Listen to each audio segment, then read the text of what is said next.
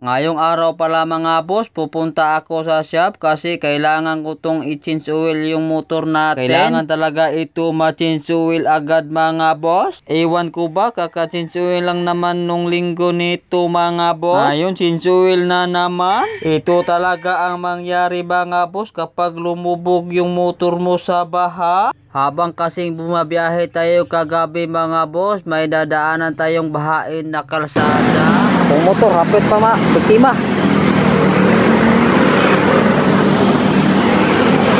Garin tubig boso.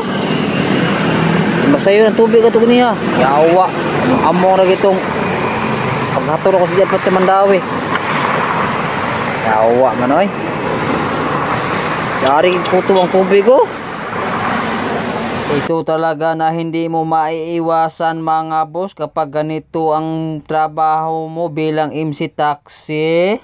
Kaya ngayong araw mga boss, pupunta ako sa shop kasi hindi ko kayang buksan itong drain plug. Nasira na kasi yung drain plug natin mga boss at hindi pa ako naka-order. Dati yung sukat nito mga boss 16mm, ngayon hindi na kasya mga boss, maluwag na. Pagdatingan natin dito sa shop mga boss, sobrang busy nila talaga, madaming gagawin. Kaya nanghiram na lang ako ng gamit mga boss. Nung na-drain na nga natin yung ating oil mga boss, tinignan ko agad kung may tubig na ba ito sa loob. Nagpasalamat tayo mga boss kasi hindi napasukan ng tubig. Yan na pala yung drain plug ko mga boss, sira na talaga yan, hindi na kasi yung 16mm. Ang ginamit ko pala na sakit dyan mga boss is 15mm at kailangan upang pukpukin para pasok talaga siya mga boss.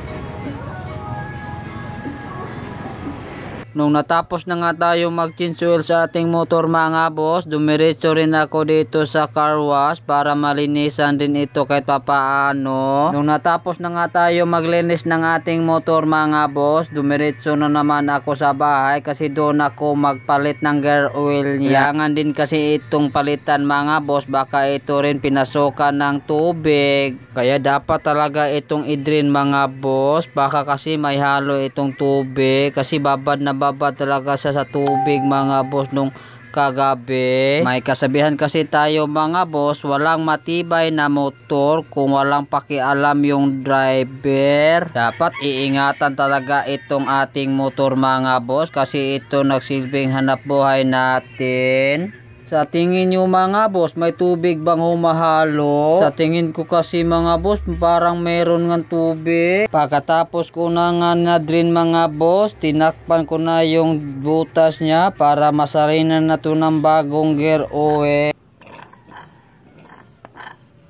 Nung natapos na nga tayo nagsalin ng gear oil niya mga boss, binalik na natin itong ating thread. At ready na to mamaya na naman sa bakbakan na biyahe mga boss. Kaya hanggang dito na lang ako mga boss. Salamat sa pagpapanood ng aking video.